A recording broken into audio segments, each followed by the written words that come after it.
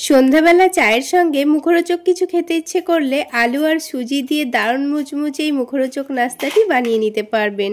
আসসালামু আলাইকুম বন্ধুরা, কিচেন বাঙালিয়ানা চ্যানেলে আপনাদের সবাইকে স্বাগত জানাই। শুধুমাত্র আলু, সুজি আর ঘরে থাকা সামান্য কিছু উপকরণ দিয়ে নাস্তাগুলো বানিয়ে নিতে পারবেন, খেতেও হবে ভীষণ মজার। তো বন্ধুরা, আমি এখানে একটা কাঁচা আলু নিয়েছি। আমি এখানে অল্প করে নাস্তাগুলো তৈরি করে নেব, সেই জন্য মিডিয়াম সাইজের একটা আলু নিয়ে নিয়েছি। আপনারা যদি বেশি করে বানাতে চান তাহলে এখানে দুটো আলু নিয়ে নেবেন। এবারে আলুটার খোসাটা ভালো করে ছাড়িয়ে নিয়ে ছোট ছোট টুকরো করে কেটে নিচ্ছি। যেহেতু আলুগুলোকে আমি ব্লেন্ড করে নেব, সেই জন্য একটু মোটা মোটা করে কেটে নিয়েছি। তো আলুগুলো একটা বাটির মধ্যে তুলে নিয়েছি। এবার পানি দিয়ে একটু ভালো করে ধুয়ে নেব। তো দুবার পানিটা পাল্টিয়ে আমি আলুগুলোকে একটু ধুয়ে পরিষ্কার করে নিয়েছি। এবার ব্লেন্ডারের মধ্যে আলুগুলোকে দিয়ে দিচ্ছি। তো আলুগুলো দেওয়া হয়ে গেছে। এবার এখানে আমি ছোট সাইজের 2 টুকরো আদা দিয়ে দিচ্ছি, আর দিয়ে দিচ্ছি 2 কোয়া রসুন। আপনারা যদি রসুন না দিতে চান না দিলেও চলবে। ঝালের জন্য একটা কাঁচামরিচ দিয়ে দিচ্ছি। এবার একটা ছোট সাইজের পেঁয়াজ একটু মোটা মোটা করে কেটে দিয়ে দিয়েছি। তার সাথে একটা ছোট সাইজের টমেটোকেও একটু মোটা মোটা করে কেটে দিয়ে দিয়েছি। এবার কোনো রকম পানি না দিয়ে এটাকে খুব ভালো করে ব্লেন্ড করে নিতে হবে। তো যেহেতু আলুর মধ্যেও রস থাকে, টমেটোর মধ্যেও রস আছে, সেই জন্য এখানে কিন্তু পানি লাগবে না। তো ব্লেন্ড করা হয়ে গেছে। এবার এই ব্লেন্ডারটা ধুয়ে অল্প করে এখানে পানি দিয়ে দিচ্ছি, মানে হাফ কাপ পরিমাণ পানি দিয়েছি। তারপরে স্বাদ মতো লবণ দিয়ে দিচ্ছি, সামান্য পরিমাণ হলুদের গুঁড়ো দিয়ে দিচ্ছি। আপনারা চাইলে হলুদের গুঁড়োটা না দিলেও হবে। সামান্য পরিমাণ আজওয়াইন দিয়ে দিয়েছি, আর সামান্য পরিমাণ কালো জিরা দিয়ে দিয়েছি। হাতের কাছে কালো জিরা আজওয়াইন না থাকলে না দিলেও চলবে, দিলে একটু টেস্টটা ভালো আসবে। তারপর সামান্য পরিমাণ চিনি দিয়ে সব কিছু একসঙ্গে মিশিয়ে নিচ্ছি। যেহেতু আমি টমেটো দিয়েছি তাই একটু চিনি দিয়ে দিলাম, তাহলে নাস্তাগুলো খেতে ভীষণ ভালো লাগবে। সব কিছু একসঙ্গে একটু ভালো করে মিশিয়ে নিতে হবে।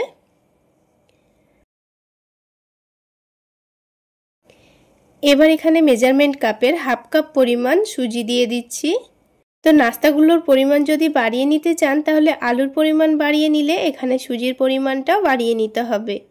তারপর এর টেস্টটা একটু বাড়িয়ে নেওয়ার জন্য হাফ টেবিল চামচ পরিমাণ আমি চাট মশলা দিয়েছি। চাট মশলা দিলে কিন্তু নাস্তাগুলো অনেকটাই টেস্টি হয়, খেতে ভীষণ ভালো লাগে। তো সব কিছু আবারও একটু ভালো করে মিশিয়ে নিচ্ছি। তো সব কিছু খুব ভালো করে মিশিয়ে নিতে হবে, আর এরকম একটা থকথকে ব্যাটার তৈরি করে নিতে হবে।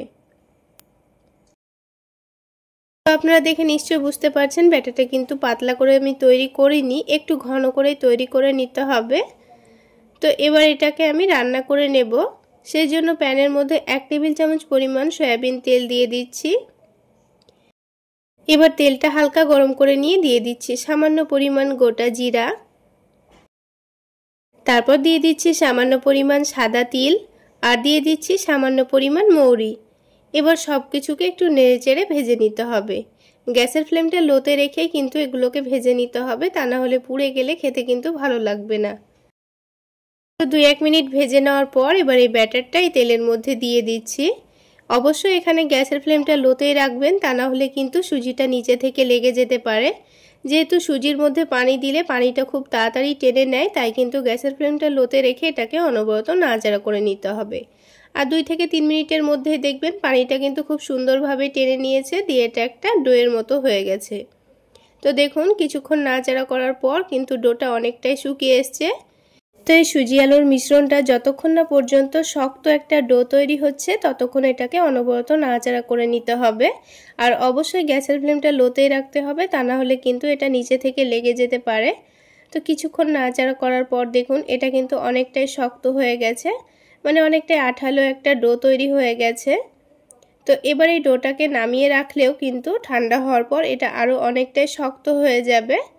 তো ডোটা কিন্তু আমাদের এখন পারফেক্ট রেডি হয়ে গেছে। এবার এটাকে আমি নামিয়ে নেব।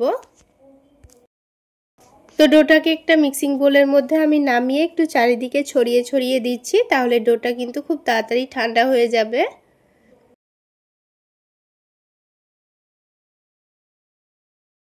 এবার এই সুজির ডোটাকে একটু ঠান্ডা হয়ে যাওয়ার জন্য এভাবে রেখে দিচ্ছি। তো অতিরিক্ত আবার ঠান্ডা করা যাবে না, হালকা গরম থাকা অবস্থাতেই কিন্তু সুজিটাকে মথে নিতে হবে। তো দেখুন বন্ধুরা, এই সুজির ডোটা কিন্তু আগের থেকে অনেকটাই শক্ত হয়ে গেছে। এবার এই ডোটাকে একটু ভালো করে মথে নিয়ে একেবারে সফট করে নিতে হবে।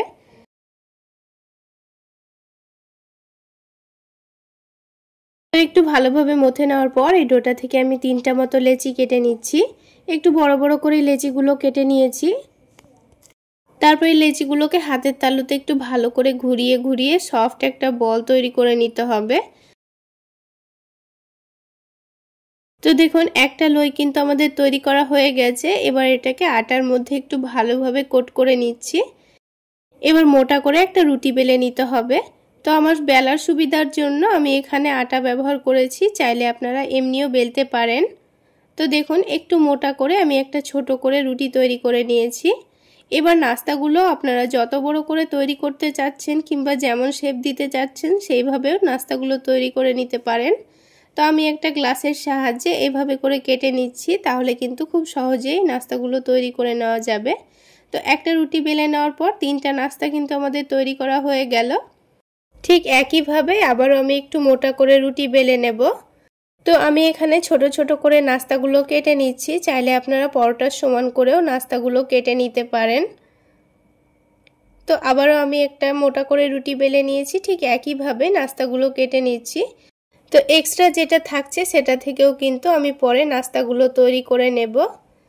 তো বন্ধুরা দেখুন সবগুলো নাস্তাই কিন্তু আমি তৈরি করে নিয়েছি। এবারে নাস্তাগুলোকে ভেজে নিলেই কিন্তু হয়ে যাবে।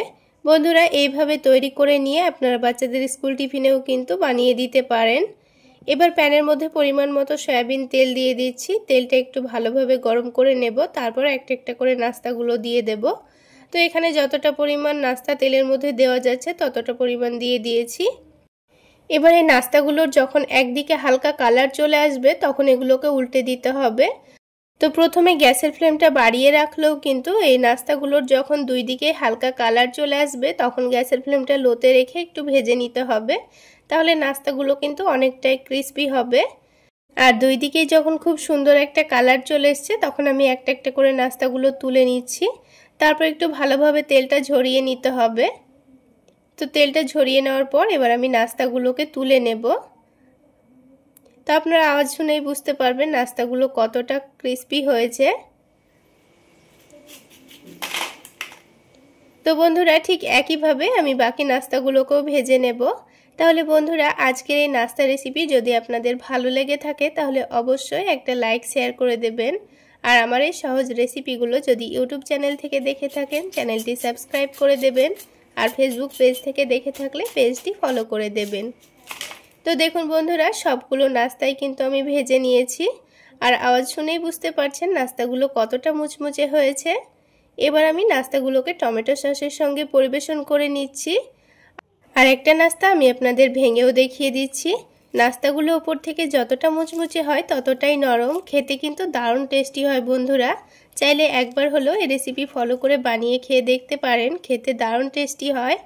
তাহলে বন্ধুরা আজকে এই পর্যন্তই। সকলে অনেক বেশি ভালো থাকবেন, সুস্থ থাকবেন। দেখা হচ্ছে আরও একটি নতুন রেসিপি নিয়ে নেক্সট এপিসোডে।